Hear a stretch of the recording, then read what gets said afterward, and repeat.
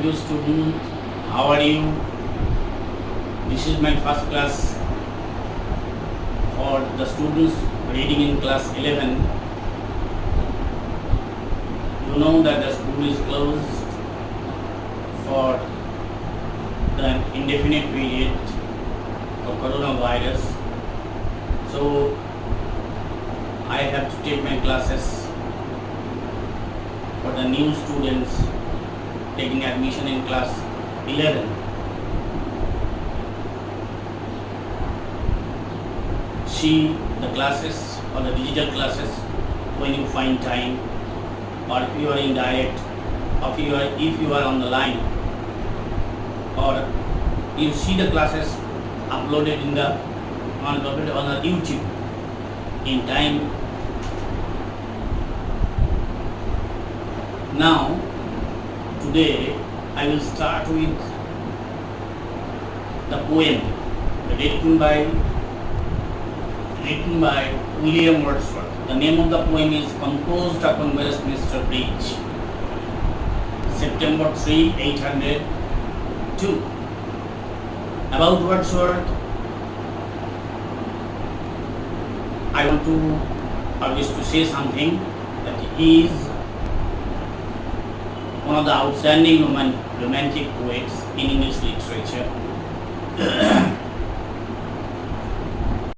He is called the worshipper of nature.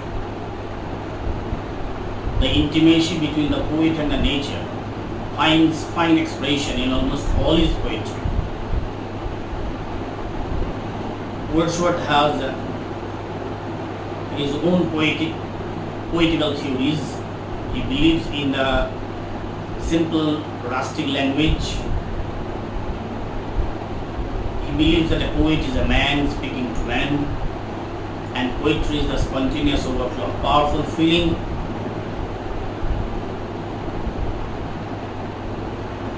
It takes its origin from emotion recollected in tranquility. All these things are written in his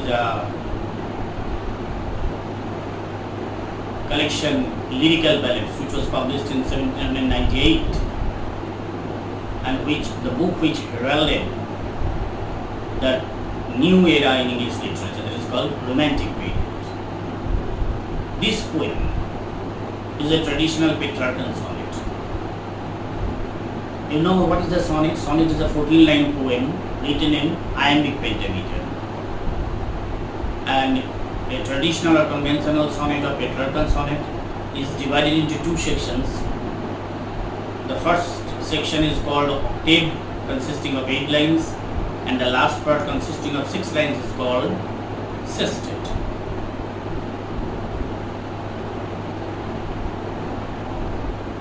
This is a traditional sonnet, traditional Petrarchan sonnet.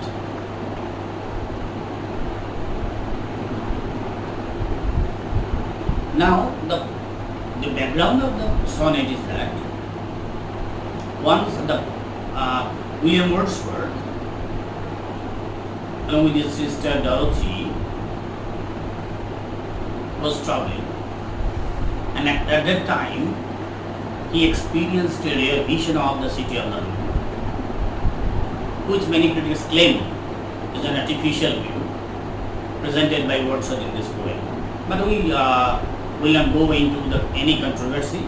We just try to analyze the poem to understand the poem, not to be involved in the worn up controversy. See the first line, earth has not anything to show more fair. Earth has not anything to show more fair. The first line is hyperbolic in nature. This hyperbolic expression brings out the poet's state of ecstasy. The poet is enthralled with the beauty, morning beauty, tranquil beauty of the city of London. That's why he starts the poem with hyperbolic expression. Earth has not anything to show more fair. Then he concludes, rather stubbornly, dull would be of soul who pass by a sight so touching its majesty. If anyone tries to pass by this majestic sight, he will be no doubt treated as a fool, stupid, insensitive. This majestic view of nature, it has a real appearance. The city, see the word city is in the capital form, it refers to the city of London. Now doth like a garment. Now the poet takes recourse to simile to express the beauty of the city. That like a garment wear the beauty of the morning, silent, bare. So the morning appears to be a garment and the city seems to put on it. And the morning was silent, bare. Silent and bare, these two words add to the sacredness or holiness of the morning, beauty, which appears to be conducive to meditation. Ships, towers, domes, theatres and temples. The poet has some selective choices. See, you may interpret it or explain it. Ship stands for commercial activities. Towers stand for our aspirations, domes stands for perfection, theatres, our cultural activities, and temples for spiritual activities. So all these words are taken with a specific view.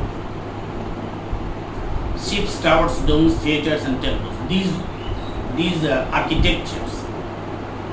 Remember these things, 7 except the ships. Towers, domes, theatres and temples belong to the architectonic skill of human beings.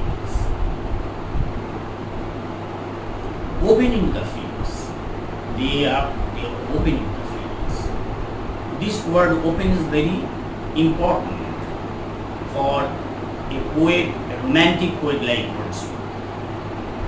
Because openness is contrary to preservation of the classical poetry. Open the fields and to the sky.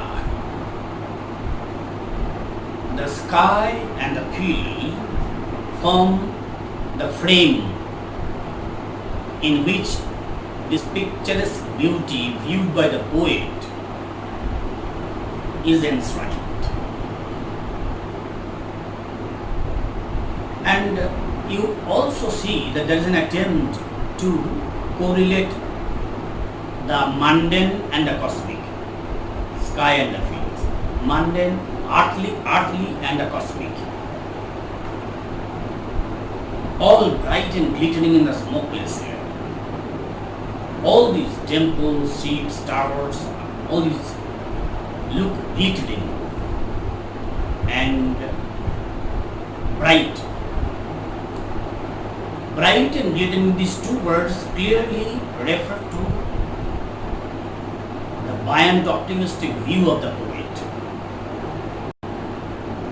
which may not be realistic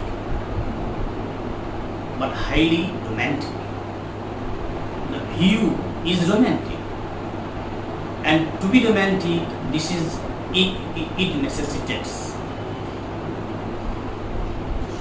the word like bright and glittering, the usage of word like bright and glittering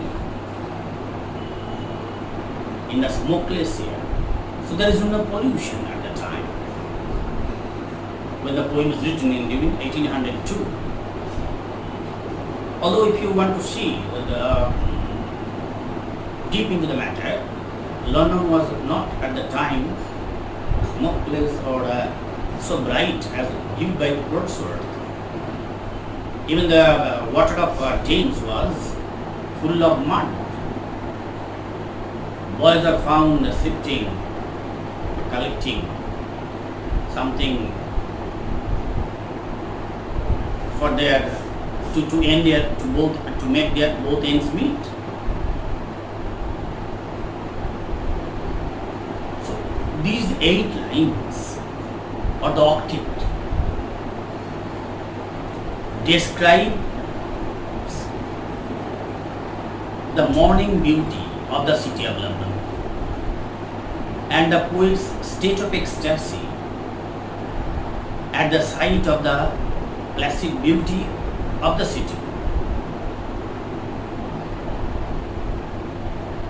The most important thing about this vision described in the octet is the dazzling view of the city in the morning. This is very important. The poet's vision remains at that time remain untarnished or unpolluted. That's it has no. Wordsworth had the power to visualize, to extract the core of beauty. They extract the or to delve deep into the core of beauty, brushing aside the external earthly obstacles. So in the 8 lines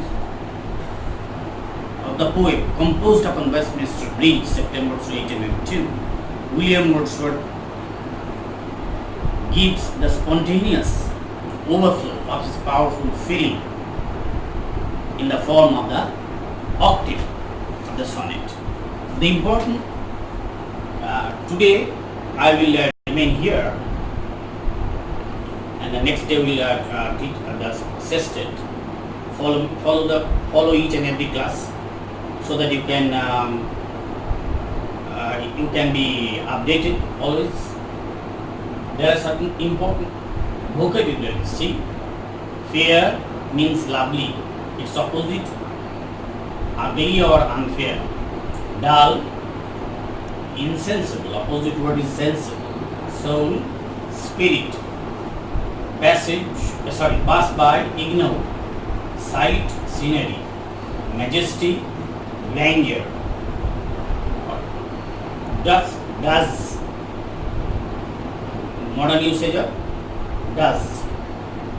It's an old usage, does. Bare means open. Opposite word closed. Glittering means dazzling. Opposite word lackluster. So this is all about the poem, octave of the poem.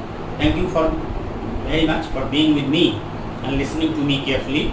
Stay home and stay safe. Don't miss the classes.